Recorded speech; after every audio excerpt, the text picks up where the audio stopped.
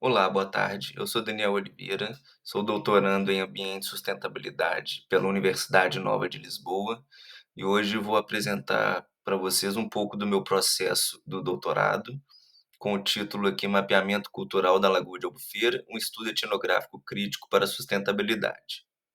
A Lagoa de Albufeira é uma lagoa costeira localizada a aproximadamente 40 quilômetros de Lisboa, capital de Portugal, em uma área periurbana que tem sofrido com um processo de urbanização crescente muito rápido. Embora a lagoa tenha estatutos de proteção ambiental e seja uma área de beleza natural muito grande, com a prática de esportes e com a visita de turistas, principalmente durante os meses do verão, ela tem sofrido com muitas questões do seu desenvolvimento urbano, como, por exemplo, acúmulo de lixos, quantidade de carros, e é isso que eu fui tentar identificar junto à comunidade. Nesse sentido, o objetivo geral resumido, da minha proposta foi de identificar coletivamente, através das narrativas dos atores locais, forças motrizes que moldam essa paisagem costeira da Lagoa de Albufeira. A fim de fazer, então, uma co-construção de um mapa cultural desse lugar, eu parti de algumas premissas importantes, como transdisciplinaridade, identificação de conflitos e recursos, sejam tangíveis e intangíveis, através, então, desse conhecimento espacial local, das narrativas, das percepções, e que me pudesse gerar uma base de dados plural, né. E então, assim, minhas 2 bases metodológicas fortes aqui foram a cartografia crítica, justamente que vem numa ideia da representação dos mapas, de recontar, eh, a história através de representações, né, de narrativas e outras formas de mapeamentos com a comunidade e com o auxílio, então, da etnografia crítica, que seria que uma etnografia com viés político de modificação social mesmo, então de uma pesquisação junto com a comunidade, em que a gente pudesse identificar juntos problemáticas e então num processo dialógico tentar, hã, ir dialogando mesmo sobre essas questões. Bom, quando eu comecei essa pesquisa era Covid, então eu não podia ter esse contato face a face com a comunidade e resolvi experimentar o Facebook e buscar sobre Lagoa de Albufeira. Eu encontrei 5 grupos que eu comecei a acompanhar, porque eles eram muito vivos, com bastante informação, e comecei a achar isso muito interessante, e por fim isso virou parte do meu desenho de pesquisa.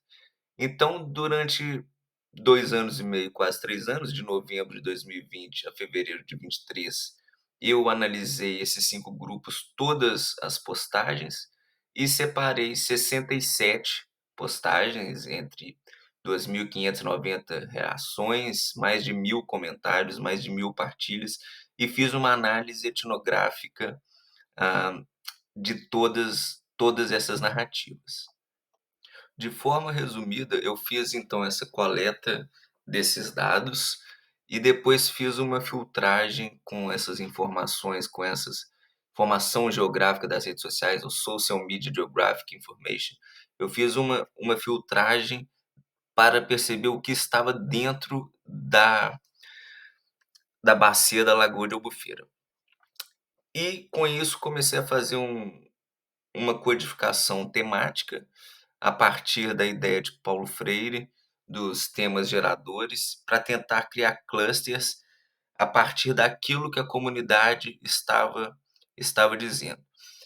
Com isso e com todas essas informações, eu fui a campo diversas vezes para validar essas informações, porque como a gente sabe e como eu pude ir percebendo ao longo desses anos, muitas informações nesse mundo digital, por vezes, são falsas, né. Então, eu quis ir para ter essa perspectiva êmica e trazer mesmo uma justiça para o meu próprio processo aqui de investigação. Criado então esses temas geradores, que eu vou falar daqui a pouquinho, eu quis trazer então as representações, os mapeamentos, de uma forma criativa. E cunhei o termo de representação crítica profunda, o Creative Thick Representations. Publicamos agora há pouco um artigo com esse conceito, e é o que eu trago para cada um dos temas geradores. Então eu trago essas representações visuais e uma análise etnográfica. Após ter criado esses temas geradores, minha ideia era voltar para a comunidade para aprofundar cada um desses temas e criar as representações, os mapeamentos de cada um desses temas com a comunidade. Mas a comunidade, após algumas conversas, demonstrou falta de interesse nesse tipo de pesquisa e nesse tipo de aproximação, e, portanto, eu prossegui tentando eu mesmo fazer essas representações e trazer o máximo, de fidelidade a essas narrativas da comunidade.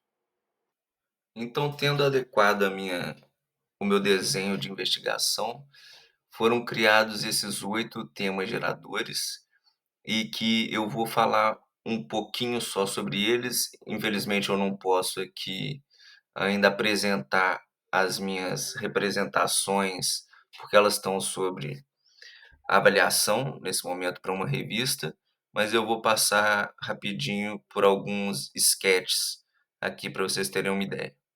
O tema da abertura da Lagoa ao Mar é o tema mais comentado entre os usuários dos grupos do Facebook, que dizem que a abertura da Lagoa ao Mar antigamente era na face sul, hoje em dia é na face norte, é uma distância muito grande, então isso torna, ah, o uso dessa abertura para recreação mais difícil.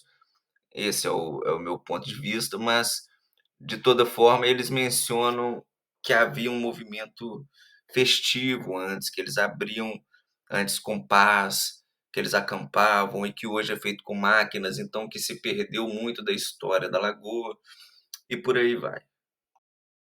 Um outro tema muito interessante e muito pertinente para o caso português, principalmente, é a degradação urbana e os espaços abandonados. A comunidade começa a identificar espaços abandonados que têm alguma importância histórica e cultural, como, por exemplo, a Casa do Infantado, que era uma ex-casa do rei, ah, e que mencionam, usos desses espaços como potenciais para o bem-estar urbano, né. Por exemplo, citam essa Casa do Infantado, que teve um uso durante alguns anos como cinema local, em que um senhor cuidava e passava esses filmes, e inclusive indicam possibilidades de uso para esses espaços, como uma das narrativas vai apontar para um possível centro cultural, ecológico sobre o lugar. A segurança rodoviária e a gestão de tráfego é outro tópico que aparece frequentemente, em que os moradores têm apontado localizações onde animais silvestres têm sido vistos atropelados. Então eu fui nesses lugares e eles indicam a construção de um supermercado como algo que aumentou o número de atropelamentos. E associam inclusive as lixeiras desses mercados em que os animais iriam atravessar para tentar alcançar comida. Então a gente começa a identificar locais específicos do território em que a gente pode aqui então aplicar algumas estratégias para mitigar esse tipo de situação. Após esses breves exemplos, eu gostaria apenas de mencionar que nesses tipos de trabalhos colaborativos, participativos, é sempre importante respeitar a vontade das comunidades e as suas narrativas, né, seus posicionamentos, sua posicionalidade, e não tentar forçar demais, como acontece em muitas pesquisas por aí.